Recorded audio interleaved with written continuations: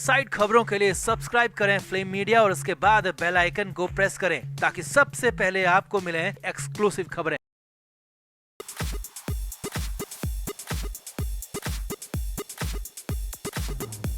Cricket के बारे में तो आपने सुना ही होगा, वो रंग बदलते देर नहीं लगाती। ऐसा ही कुछ राजनीति में भी होता है और इसका ताजा उदाहरण संजय राउत खुद बन गए हैं। जी हाँ, संजय राउत पिछले 4-5 दिनों से लगातार राहुल गांधी को गलत साबित करने में तुले हुए हैं। राहुल गांधी के वीर सावरकर पर दिए बयान को गलत साबित करने पर लगे हैं। मगर अंदर की खबरें ये आ रही है कि संजय राउत की इन्हीं बयानबाजी पर भयंकर फटकार पड़ी है और वो डांट किसी और से नहीं बल्कि खुद उद्धव ठाकरे से पड़ी है। जी हाँ, जिसके बाद राउत ने रंग बदलते हुए तुरंत मीडिया के सामने राहुल गांधी के फोन आने की बात कही।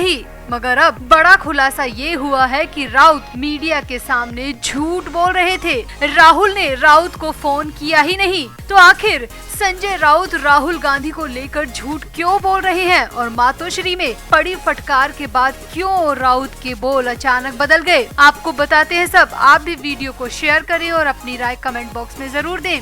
तो संजय राउत जब से जेल से बाहर आए हैं, उद्धव ठाकरे की नाक में दम करके रखा है। उद्धव ठाकरे संजय राउत से इतना आजीज आ चुके हैं कि राउत को मातोश्री में तलब तक करना पड़ा, जिसके बाद राउत पर और उनकी जुबान दोनों पर ही लगाम फिलहाल कसती हुई दिख रही है। दरअसल राहुल गांधी ने हाल ही में भारत जोड़ो यात्रा के दौरान वीर सावरकर को लेकर जो बयान दिया था और जो डॉक्यूमेंट्स दिखाए थे, संजय राउत ने उन सब को पूरी तरह नकार दिया था। बल्कि राउत ने राहुल गांधी की सोच और समझ दोनों पर ही सवाल उठा दिए थे, जिसके बाद तो उद्धव ठाकरे की शिवसेना में हलचल मच गई, क्योंकि उद्धव की शिवसेना वैसे भी कांग्रेस और एनसीपी नाम की बैसाखी पर टिकी है। अगर दोनों में से एक पार्टी ने भी साथ छोड़ा तो शिवसेना बिखरकर मिट्टी में मिल जाएगी। और संजय राउत ने ये सब जानते हुए भी राहुल गांधी के सावरकर वाले बयान की निंदा की और आदत के मुताबिक मीडिया में काफी कुछ उल जुलूल भी कह दिया।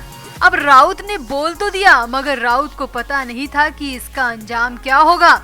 अब सूत्रों की माने तो संजय राउत के बयान के वायरल होने के करीब 3 से 4 घंटे बाद संजय राउत को मातोश्री में तुरंत पहुंचने के लिए कहा गया।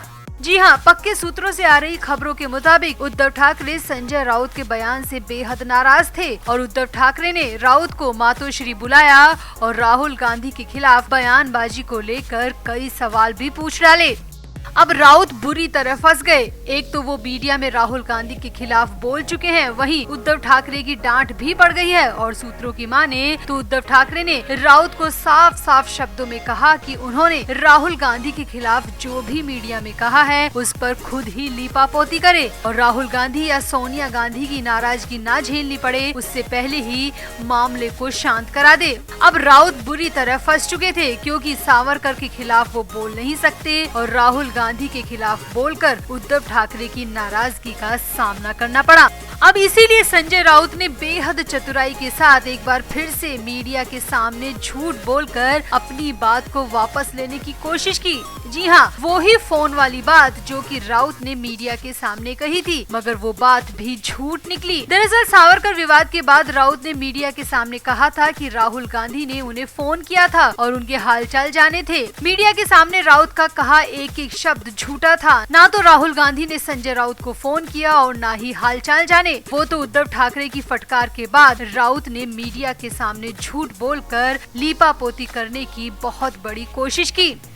अब सूत्रों की माने तो संजय राउत ने ये झूठ उद्धव ठाकरे की फटकार के बाद बोला, क्योंकि अगर राहुल गांधी ने नाराजगी में शिवसेना का साथ छोड़ दिया तो उद्धव के लिए महाराष्ट्र में वापसी करने के रास्ते और भी ज्यादा संकरे हो जाएंगे और सत्ता तो संजय राउत को भी चाहिए। इसीलिए राहुल गांधी को नाराज करना बेहद महंगा पड़ सकता है। अब खबरों की माने तो संजय राउत ने इसी वजह से, इसी डर से राहुल गांधी की फोन वाली बात कहकर ये जताने की कोशिश की कि उनके और राहुल गांधी के बीच सब कुछ ठीक है। अब हो सकता है कि राहुल गांधी संजय राउत से नाराज ना हो, मगर उद्धव ठाकरे अब भी संजय राउत से बेहद नाराज बताए जा रहे हैं, क्योंकि पहले तो राउत ने मीडिया के सामने राहुल का विरोध किया और फिर झूठ बोलकर बचने की कोशिश की। अब खबरें आ रही हैं कि उद्धव ठाकरे संजय राउत से बेहद ज्यादा खफा है और जल्द ही राउत को इस करनी की सजा भी मिल सकती है। तो आपको क्या लगता है, संजय राउत खुद अपने हाथों से अपनी मुसीबतें बढ़ा रहे हैं? कभी राज्यपाल तो कभी राहुल गांधी पर बयानबाजी कर संजय राउत उद्धव ठाकरे के लिए क्या मुसीबत बनते जा रहे हैं? आप भी अपनी राय कमेंट बॉक्स में जरूर दें और वीडियो को भी शेयर करें।